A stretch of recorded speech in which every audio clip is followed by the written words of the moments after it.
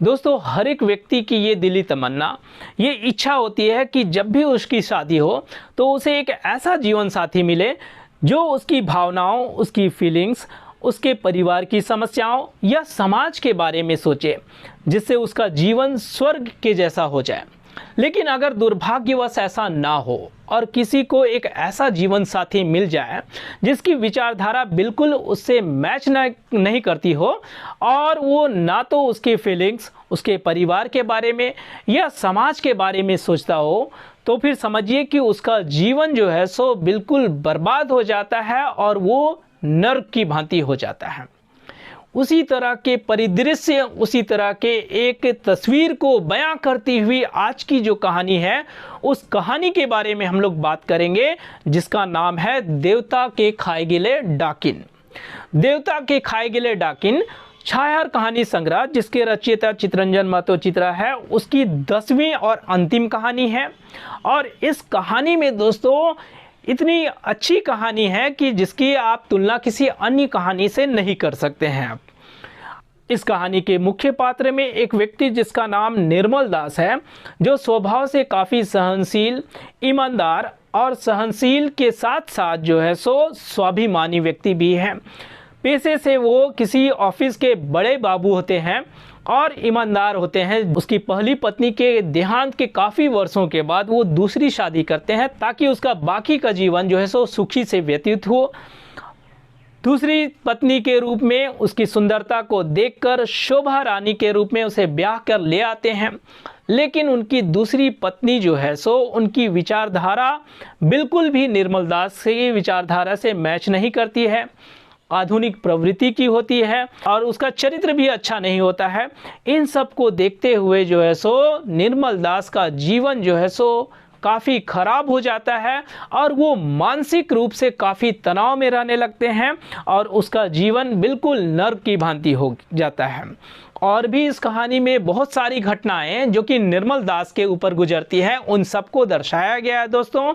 और इस कहानी में निर्मल दास की तुलना आप ये कह सकते हैं कि उन्हें देवता के रूप में दर्शाया गया है, लेकिन उस देवता रूपी इंसान को बर्बाद करने वाली उसकी पत्नी, जिसका नाम शोभा रानी होता है, उसे एक डाकिन के रूप में दर्शाया गया है, जो उसे बर्बाद कर देती है या उसे खा जाती है। इसलिए इस कहानी का नाम रखा गया है देवता के खाए गिले डाकिन। बहुत ही शानदार कहानी है दोस्तों, इसे हम लोग बढ़िया से समझेंगे। बोर्ड पर मैंने जो है सो इस कहानी को संक्षिप्त रूप में लिखा है, इस कहानी को मैं बढ़िया से समझा दूंगा ताकि आप लोगों को इस कहानी से संबंधित किसी भी तरह की परेशानी का सामना ना करना पड़े और इससे जितने भी वस्तुनिष्ठ प्रश्न बनेंगे आप आसानी से बना पाए। जोहार दोस्तों, मैं जफर इकबाल आप सभी साथियों का स्वागत करता हूं आपके अपने YouTube चैनल आशा करियर कैफे में। दोस्तों, आज ये जो वीडियो देवता के खाए गिले डाकिन, जो कि छायाहार कहानी संग्रह की अंतिम कहानी है, इस कहानी के माध्यम से दोस्तों मैंने छायाहार कहानी संग्रह, जिसके रचयिता चितरंजन महतो चित्रा है, उसकी 10 कहानियों को मैंने अपने YouTube चैनल पर अपलोड कर दिया है और चैप्टर वाइज उनके वस्तुनिष्ठ प्रश्नों को भी करवा दिया है। आप सभी लोगों से आग्रह है दोस्तों कि आप उन सभी कहानियों को और उन कहानियों से संबंधित वस्तुनिष्ठ प्रश्नों को जो है सो आप एक बार पूरा बढ़िया से देख लें, क्योंकि मेरा इसके बाद का जो आने वाला वीडियो है वो इन सभी वीडियो से काफ़ी खास है और महत्वपूर्ण है परीक्षा के दृष्टिकोण से, क्योंकि अगले वीडियो में मैं पूरे 10 कहानियों के वस्तुनिष्ठ प्रश्नों को एक साथ करवाने वाला हूं दोस्तों। या हम यूं कह लें कि पूरी 10 कहानियों के वस्तुनिष्ठ प्रश्नों के संग्रह को मैं जो है सो आप लाने वाला हूं। और मैं ये चैलेंज करता हूं कि अगर आप उन सभी वस्तुनिष्ठ प्रश्नों में से अगर आप 50% भी बढ़िया से आप कर लेते हैं तो समझिए कि आपकी तैयारी सही दिशा में जा रही है और आप अच्छे तरीके से तैयारी कर रहे हैं। एक तरह से पूरी 10 कहानियों का रिवीजन हो जाएगा दोस्तों। क्योंकि क्या होता है कि दोस्तों कि मान लीजिए कि अगर आज मैं एक कहानी के बारे में बता रहा हूं, इस कहानी के बारे में, और इस कहानी से संबंधित वस्तुनिष्ठ प्रश्नों को मैं करवा दूंगा तो वो बनाना आसान हो जाता है, क्योंकि हम लोग कहानी तो आज बढ़िया से समझ लिए, तो जितने भी वस्तुनिष्ठ प्रश्न होंगे वो हम आसानी से हम बना लेंगे। लेकिन अगर आपसे ये पूछ लिया जाए कि बताइए आप तीसरी कहानी, पांचवी कहानी या सातवीं कहानी के ऊपर में बताइए, सातवीं कहानी के पात्र का नाम बताइए, या पहली कहानी की वस्तु स्थिति के बारे में बताइए, या फिर किसी अन्य कहानी के बारे में अगर पूछ दिया जाए रैंडमली, तो फिर आपको वो प्रश्न जो है सो एक तरह से काफ़ी दिक्कत हो जाती है उसका आंसर देने में, क्योंकि एग्जाम में भी हमारे जो क्वेश्चन होते हैं वो रैंडमली होते हैं, कहीं से भी आ जाते हैं। तो अगली वीडियो में मैं पूरी 10 कहानियों के वस्तुनिष्ठ प्रश्नों का संग्रह ला रहा हूं, जिसमें सारे प्रश्न रैंडमली होंगे और एक तरह से आप लोगों का पूरा जो है सो 6 कहानी संग्रह का रिवीजन भी हो जाएगा दोस्तों। तो अगर आप लोगों ने सारी 10 कहानियां पढ़ी हैं तो उन सबको एक बार फिर से रिवीजन कर लीजिए और देख लीजिए बढ़िया से। मैंने अपने YouTube चैनल पर सारी 10 कहानियों को अपलोड किया हुआ है, वहां से आप मेरे चैनल पर विजिट करके उसके प्लेलिस्ट में जाके आप वहां से उन सभी कहानियों को, उनसे संबंधित वस्तुनिष्ठ प्रश्नों को देख सकते हैं, ताकि आपको किसी तरह की परेशानी ना हो और आपका रिविजन भी जो है सो काफ़ी अच्छी तरह से चल सके। तो चलिए दोस्तों, बातें बहुत हो गई, आज का जो विषय है उस विषय पर बात करते हैं हम लोग, और हम लोग इस कहानी को बढ़िया से समझते हैं।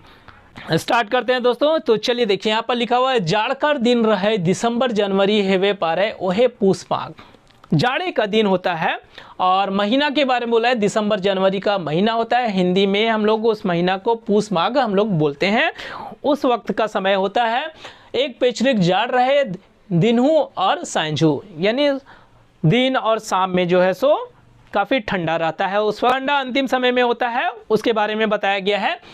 निर्मल दास अपन डेरा घर पहुंचल और ओकर संगे ओकर चेला हबीब रहे। निर्मल दास जो है सो अपने काम धाम को जो है सो ख़त्म करके अपने घर को पहुंचते हैं और अपने साथ साथ अपने एक चेला को लेके जाते हैं जिसका नाम होता है हबीब। गुरु चेला के गप सप हेवे लगे, तखन निर्मल दास 3-4 झींक हकावलू अपन मेहरारू शोभा रानी के, मगर निर्मल कर बहु नी निकले।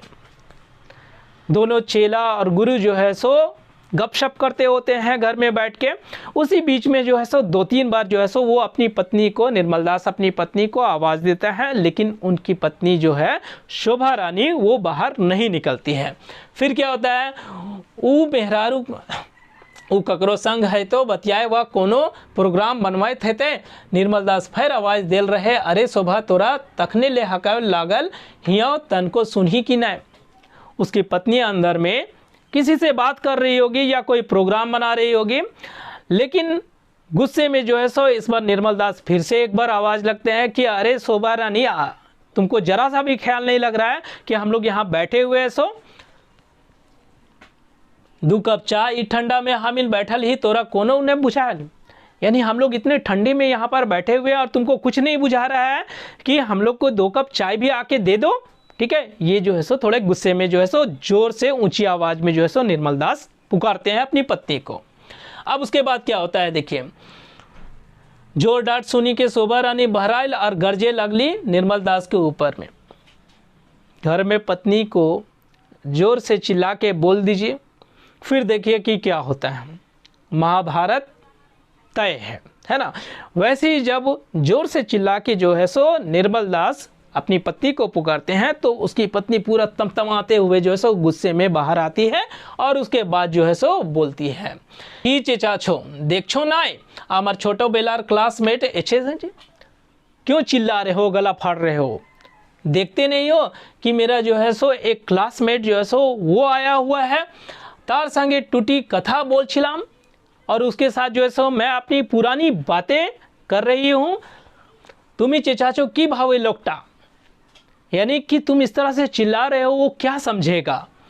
तुम्हार एक टुओ धरियो नाय एखोन चाहता होवे नाय एखोन उनून धरोय नाय। क्या तुम्हारे अंदर एक जैसा धैर्य नहीं है, इस तरह से चिल्ला रहे हो। और चाय वाय कुछ नहीं मिलेगा क्योंकि मैंने चूल्हा जलाया ही नहीं है। अब इतनी बातें जो है सो जब सुनते हैं निर्मल दास, तो आप समझ जाइए कि क्या उस पर बीत रही होगी। इमेजिन कीजिए दोस्तों कि आप जो है सो अपने घर में अपने एक दोस्त को लेके जाते हैं और चाहते हैं कि वहाँ बैठ के थोड़ी चाय हो जाए, गपशप हो जाए और जो है सो बढ़िया से जो है सो बात उत करते हैं, और उसी में अगर आपकी पत्नी उस दोस्त के सामने आपको अगर ज़ोर से बोले, डांट दे, तो फिर आपकी इज्जत का क्या होगा। समझ जाइए आपकी इज्जत का फलूदा ही निकल गया ना। तो वही हालत यहाँ होता है। इतनी बातें जब जो है निर्मल दास अपनी पत्नी की सुनते हैं कि वो ये नहीं देखती है उसके साथ जो है सो एक दूसरा व्यक्ति भी बैठा हुआ है और उसकी इज्जत की परवाह किए बगैर जो है सो वो इतना चिल्लाती है, तो एक तरह से जो है सो उसके मुंह से जो है सो निर्मल दास के मुंह से कुछ निकलता ही नहीं है, वो भौचक रह जाते हैं।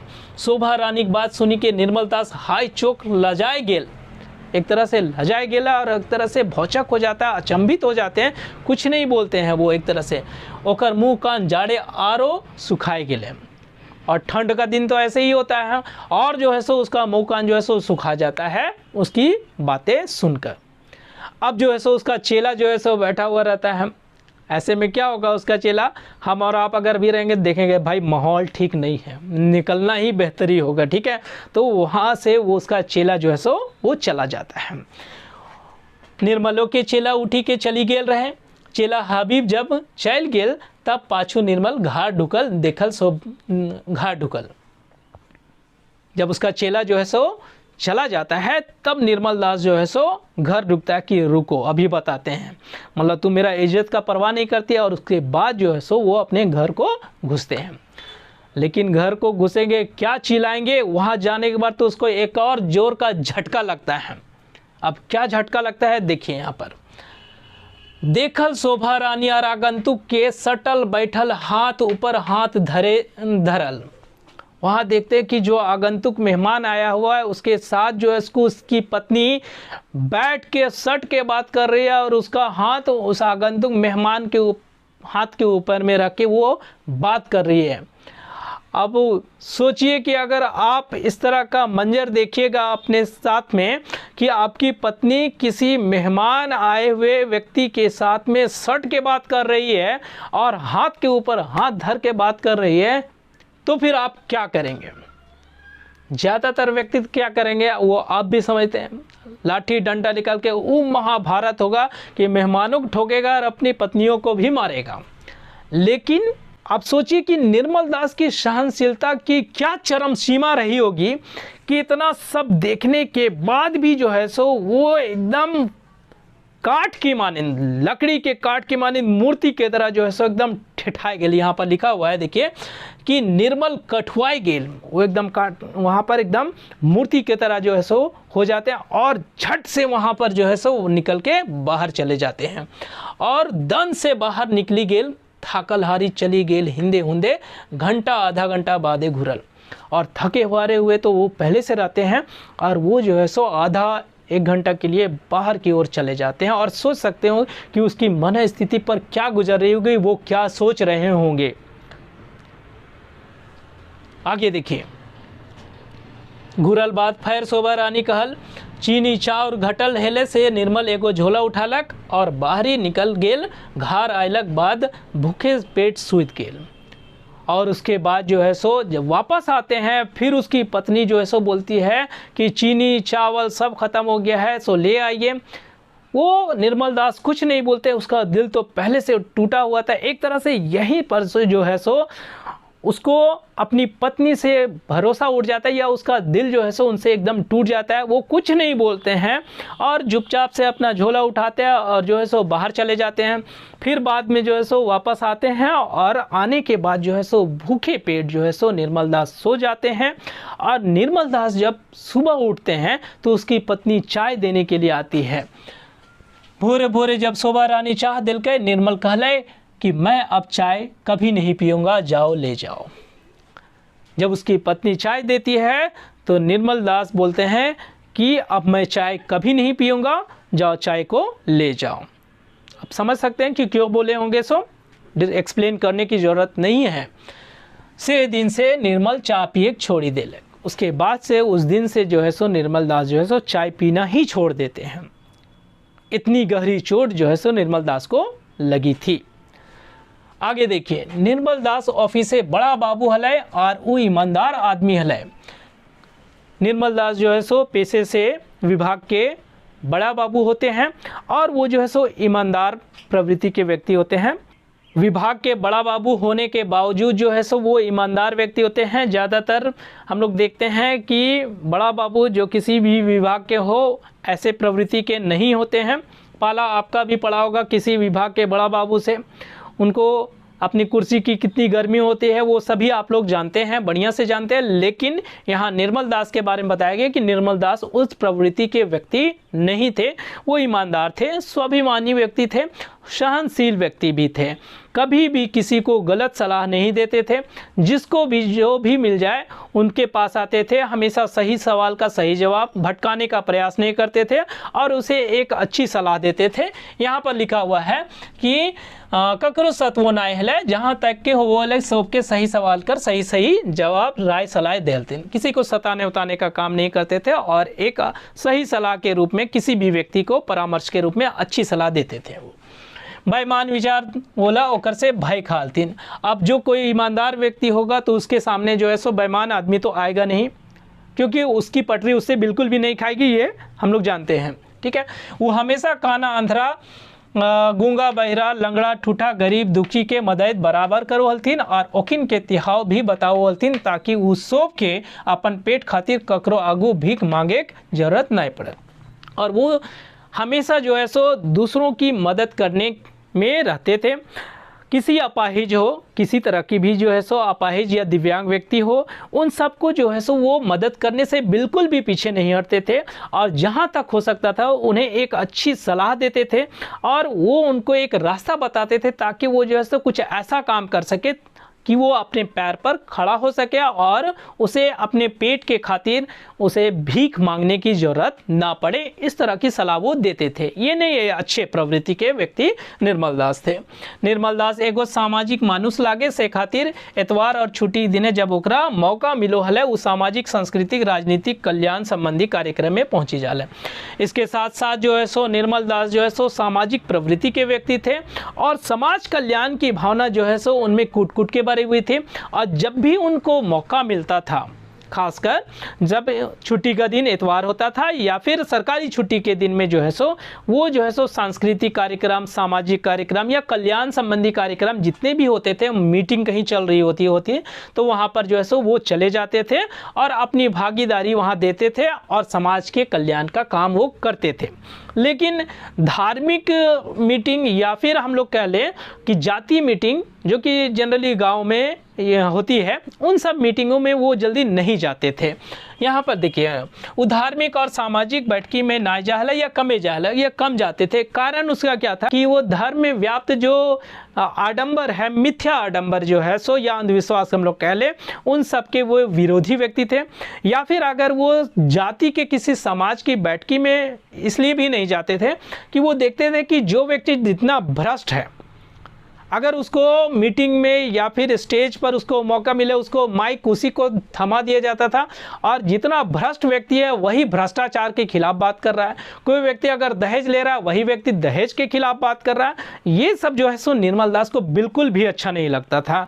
वही यहाँ लिखा हुआ है दोस्तों कि वो धर्म में व्याप्त मिथ्या आडंबर के खिलाफ हल है और समाजे में वो देखो हल कि जे आदमी जितना भ्रष्ट है वही ओकर खिलाफ बोले लागल है, से ले ये सब ओकरा पसंद नहीं है। यानी ये सब चीज़ें जो है सो निर्मल दास को पसंद नहीं थी।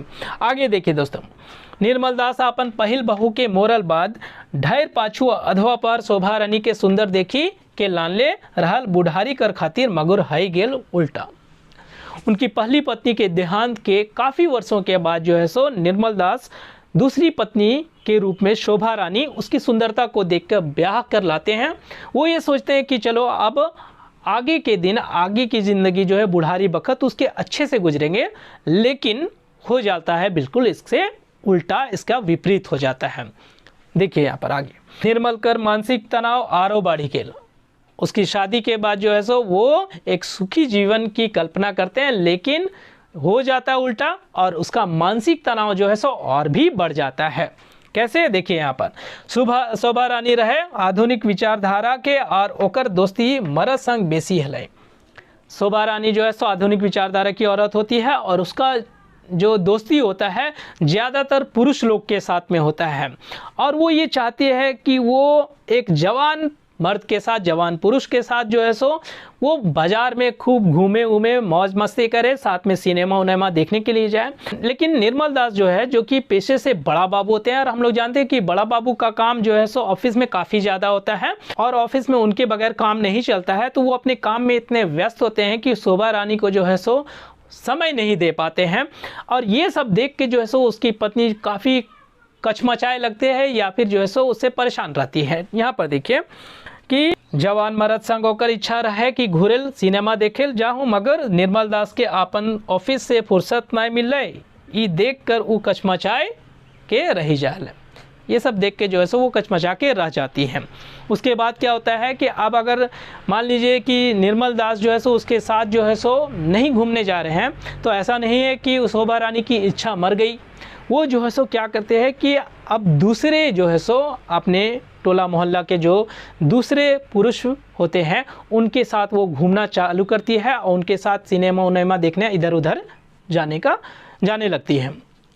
तखन उ टोला पाड़ा कोने संगी खोजी के बाजार सिनेमा देखे चल के जाहला और निर्मल दास होकर से पूछते कि कहाँ गेल हते। तो वो कहते तोहार तो फुर्सत न खाओ, हमार संगे घुरेले से ले गेल हलियो बाजार घुरेले, फिर सिनेमा देखल नहीं जतिए हेल ता तोर मुँहवा और भातवा देखी के रहते रहिए। यानी कि शोभा रानी जो है सो अब टोला मोहल्ला के किसी दूसरे पुरुष के साथ घूमने बाजार चली जाती है और वक्त मिलता है तो सिनेमा देखने भी चली जाती है। निर्मल दास कभी अगर उससे पूछ ले कि कहाँ गई थी, तो वो जो है सो उसका जवाब ऐसा देती है कि निर्मल दास कुछ बोलते ही नहीं बनता था। वो बोलती है कि आपको तो फुर्सत नहीं मिलता है, तो गए थे इधर उधर घूमने के लिए, एकदम मुंह पर बोलती है कि गए थे इधर उधर घूमने के लिए और सिनेमा देखने के लिए भी चले गए, और नहीं जाएंगे तो क्या आपका मुँह देख के रहेंगे या आपका भतवा देख के रहेंगे। इस तरह की बातें वो करती हैं।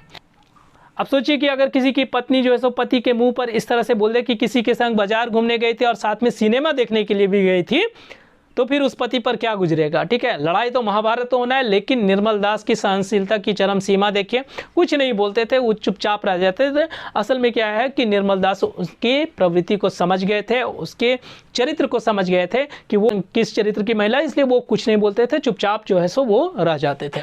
फिर आगे देखिए, शोभा रानी जब घुरल जाते तो ओकर अपन एगो छुआ के संगे ले जा ले।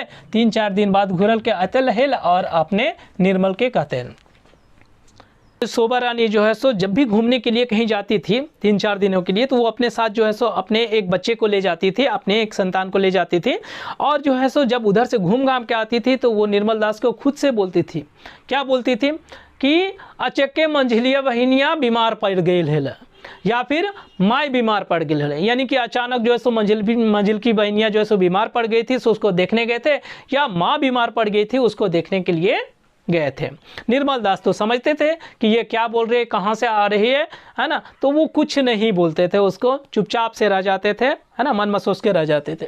वो मंजली बहनिया के तो कभी मैया के देखे गेल हलिए और बीमार पड़ गए, निर्मल होकर स्वभाव जानी गेल रहे, सो कुछ नहीं बोले। उनके स्वभाव को वो जान गए थे, इसलिए जो है सो कुछ भी निर्मल दास उसको नहीं बोलते थे और वो छोड़ दिए कि अब जो करना है तुमको करो। निर्मल दास जब रिटायर हले तो ओकर रुपया हाथों हाथ लुटाए गेल। जब निर्मल दास जो है सो रिटायर हुए तो उसको पैसे तो मिले, लेकिन उसका पैसा जो है सो हाथों हाथ लुटाया गया। यानी उसके पैसे इतने खर्च हो गए, इतने जल्दी खर्च हो गए कि क्या कहें। बेसी पैसा शोभा रानी गहना बनावे में खर्चा भाई गेल, छुआ के स्कूटर मोटरसाइकिल खरीदे में, मंझला के झुनझुनिया बजावे खिचड़ी परोस कर दुकान दिल के जे डूब गेल, कुछ खजाने में रखल, कुछ अपन पॉकेट खर्चा खातिर, और 3-4 महीने के भीतर 40-50 हज़ार रुपया पूंजी सिराए गए। अब वो जो रिटायरमेंट के बाद उनको जो पैसा मिला, उन पैसों में ज़्यादातर पैसे जो है सो उनकी पत्नी शोभा रानी के गहने बनाने में खर्च हो गए। कुछ पैसे जो है सो मोटरसाइकिल वगैरह ये सब में लेने में। मंझले बेटे के लिए उसने एक खिचड़ी परोस की दुकान भी खोल दी, जो कि बाद में जो है सो डूब गया। उसके अलावा जो है सो कुछ अपने पॉकेट खर्च के लिए भी रखे, कुछ खजाना में रखे। यानी 3-4 महीने के अंदर उसके 40-50 हज़ार रुपये की पूंजी जो है सो खत्म हो गई। मैक्सिमम पैसा जो है सो उसका खत्म हो गया। अब जो है निर्मल दास अपने पेंशन के भरोसे हो गए। ओकर बेटा भी कोई लुरगर नाय हले, इसलिए अब वो बेसी समय बाहरे रहते हैं। उसके बेटे जो है जितने, वो भी जो है सो किसी काम के लुरगर नहीं थे, यानी कि काम धंधा उतना अच्छा नहीं करते थे। बड़ा बेटा डींग हाँकने वाला नेता बन गया और अपने पिताजी का नाम यानी निर्मल दास का नाम लेकर इधर उधर जो है सो वो नेतागिरी करने लगा।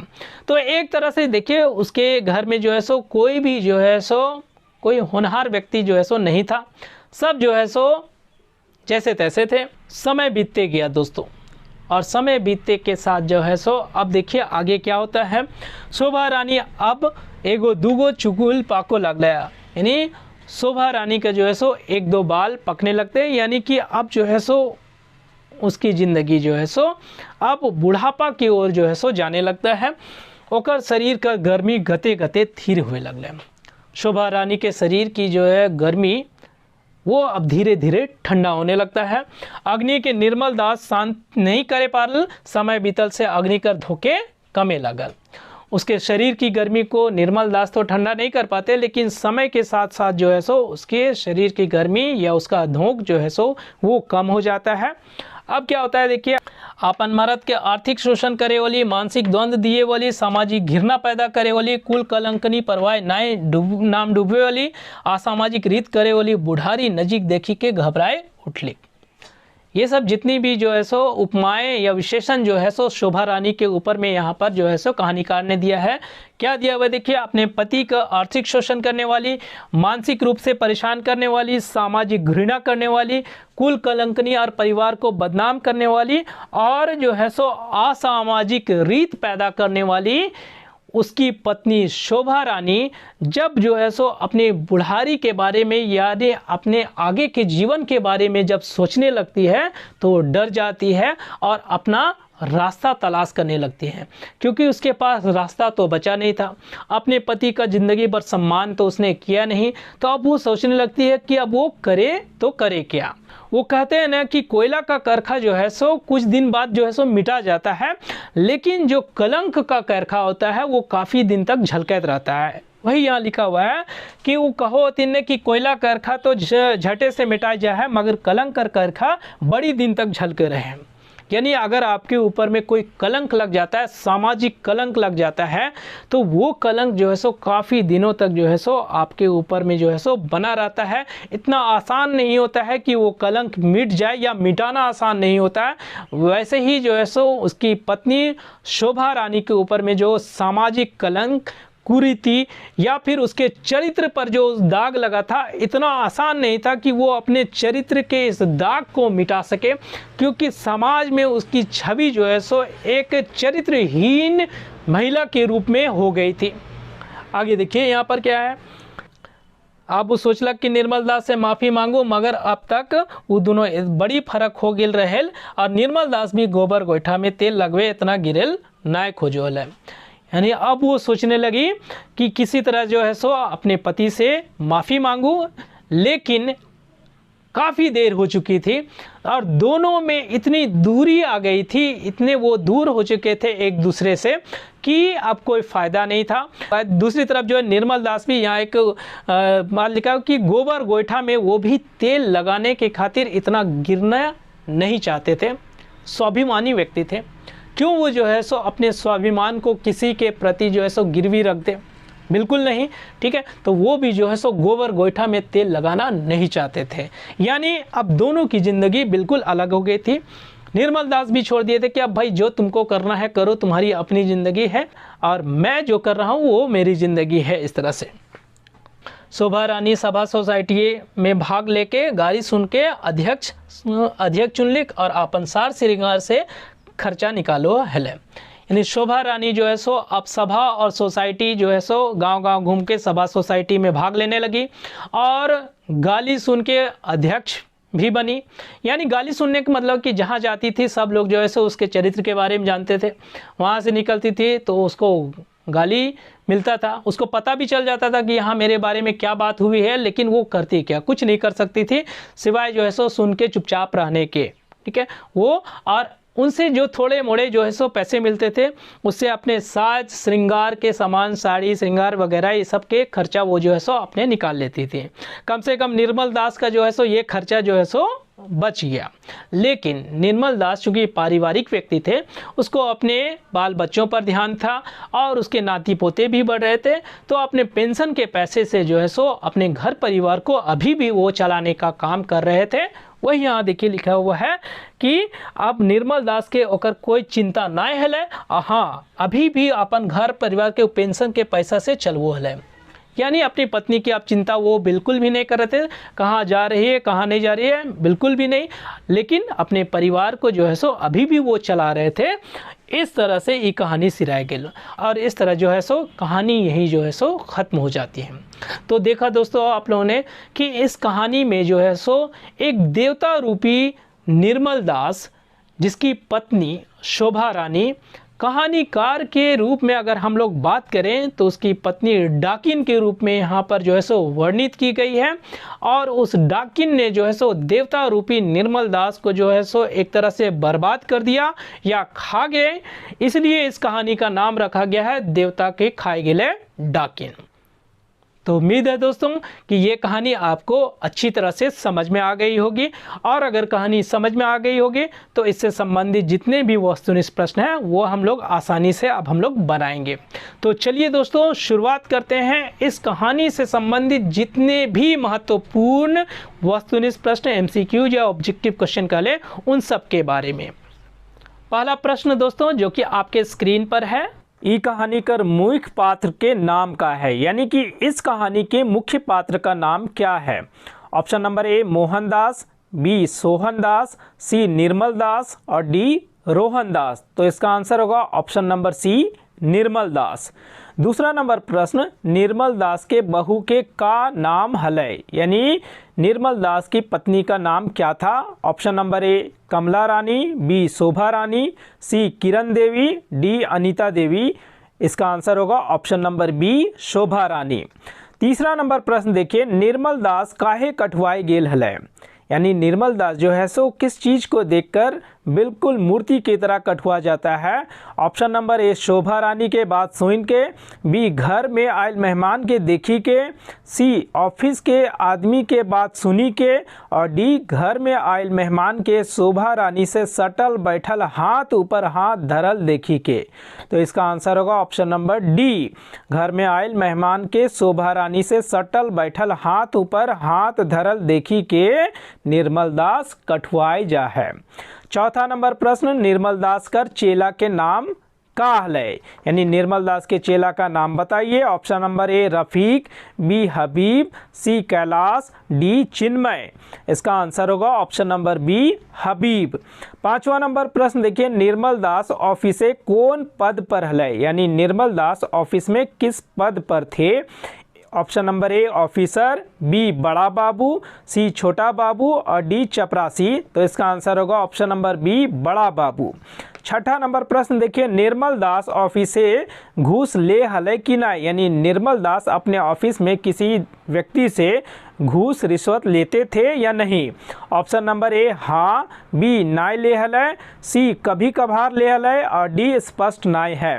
तो इसका आंसर है ऑप्शन नंबर बी नाय ले हले, ये वो घूस या रिश्वत नहीं लेते थे, ईमानदार प्रवृत्ति के व्यक्ति थे।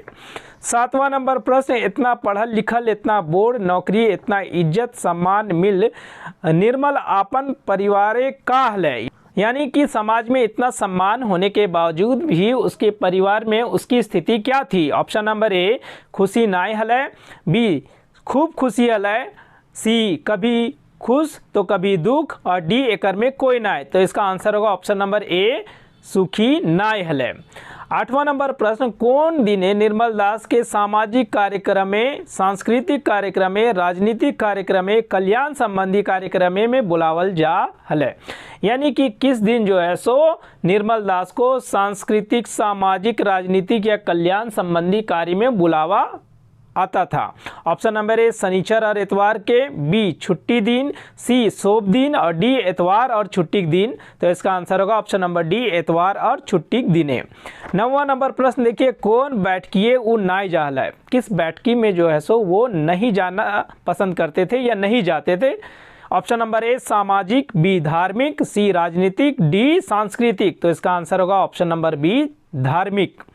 10वां नंबर प्रश्न, काहे वो धर्म संस्कृति से घृणा करो है, किस लिए जो है सो वो धर्म संस्कृति या उन बैठकियों में जाने से जो है सो अपने आप को बचाते थे। ऑप्शन नंबर ए धर्म में व्याप्त मिथ्या आडंबर के चलते, बी आपन पत्नी के रवैया के चलते, सी गाँव वाले के चलते और डी आपन बाल बच्चा के चलते।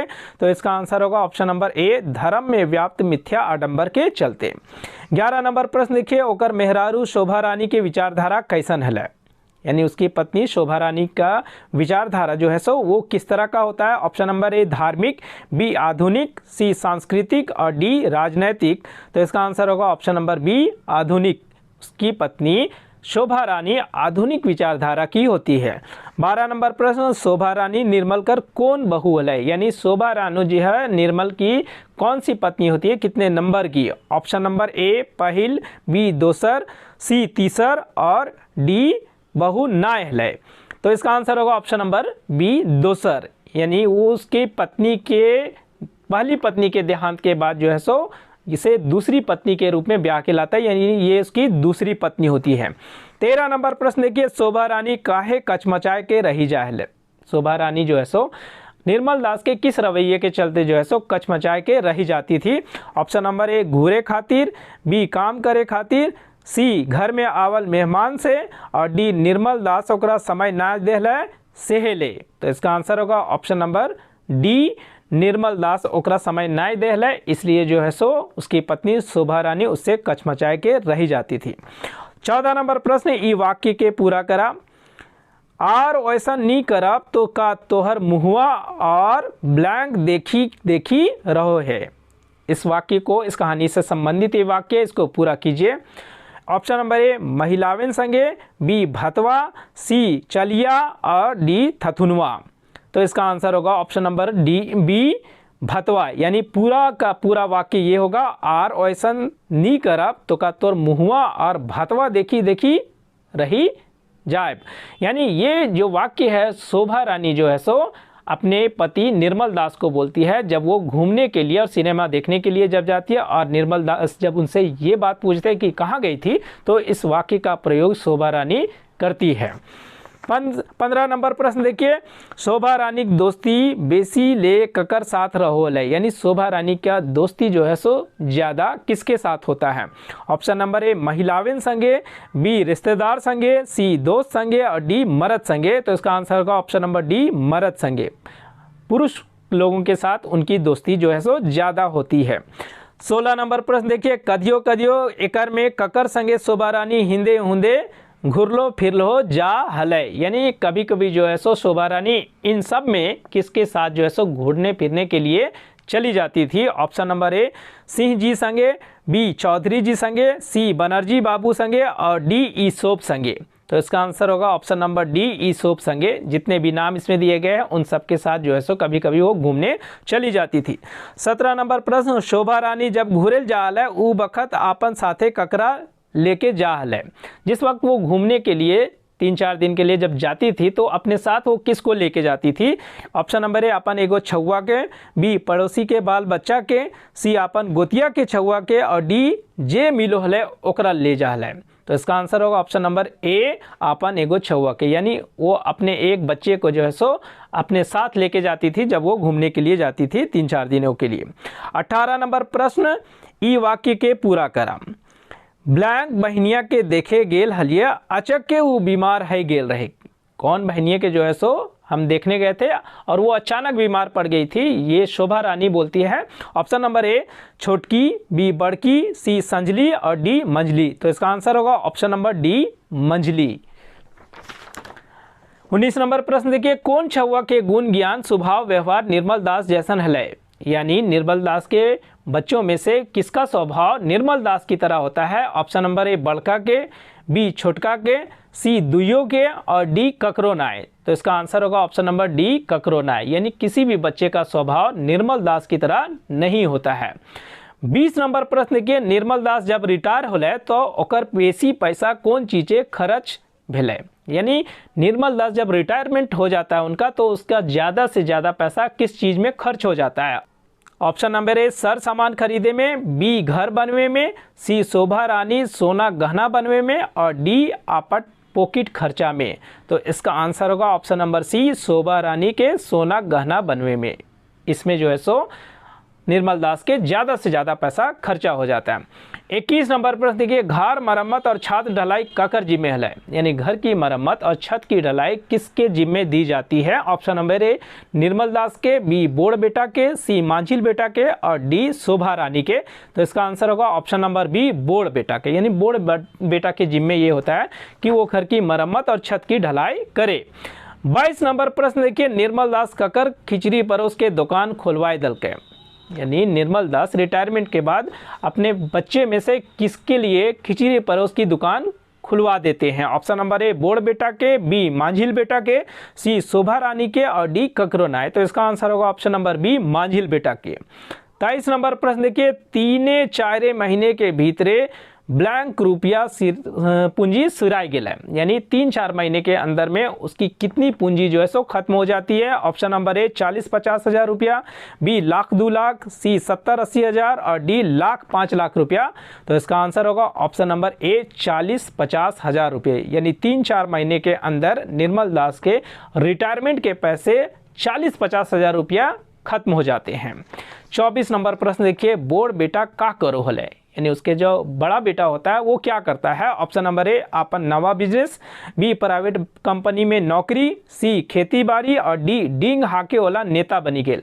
तो इसका आंसर होगा ऑप्शन नंबर डी डींग हाके वाला नेता बनी गेल। उसका बड़ा बेटा जो है अपने पिताजी का नाम लेके जो है सो नेतागिरी करता है और डींग हाकने वाला नेता बन जाता है। 25 नंबर प्रश्न देखिए, रिटायर होने के बाद निर्मल दास कर सामाजिक सुधार के भावना का हो गए, यानी जब रिटायर होता है तो निर्मल दास जो है सो उसके सामाजिक कल्याण की भावना जो है वो क्या होती है? ऑप्शन नंबर ए सिराय, बी हेराय, सी बाढ़ी और डी तनी मनी रहले।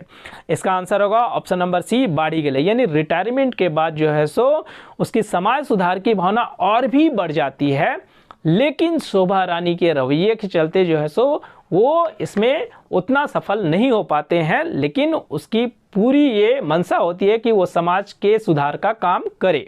26 नंबर प्रश्न, ई वाक्य के पूरा करा। गते गते शोभा रानी चमके लागले और निर्मल दास ब्लैंक लागल, यानी गते गते जो है सो शोभा रानी चमके लागल और निर्मल दास का हो गए?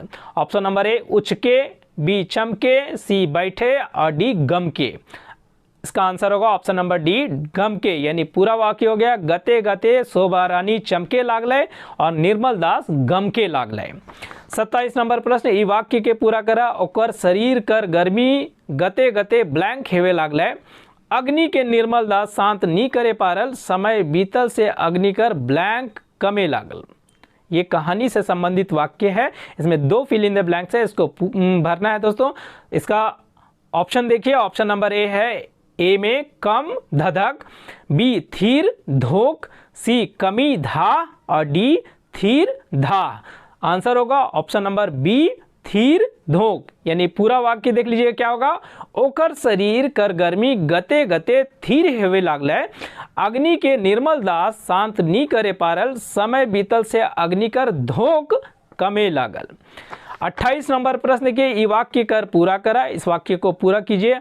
आरना निर्मल अपन मनक शांति खातिर गोबर गोईठा में ब्लैंक लगवे ले इतना गिरे हेल। ऑप्शन नंबर ए तेल, बी घी, सी पालिश और डी मालिश।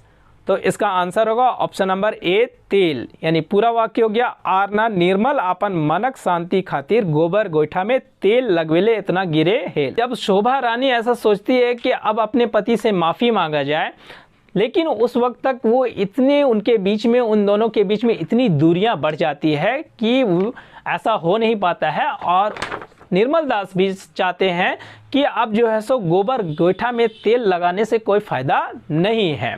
वही चीज़ यहाँ पर है।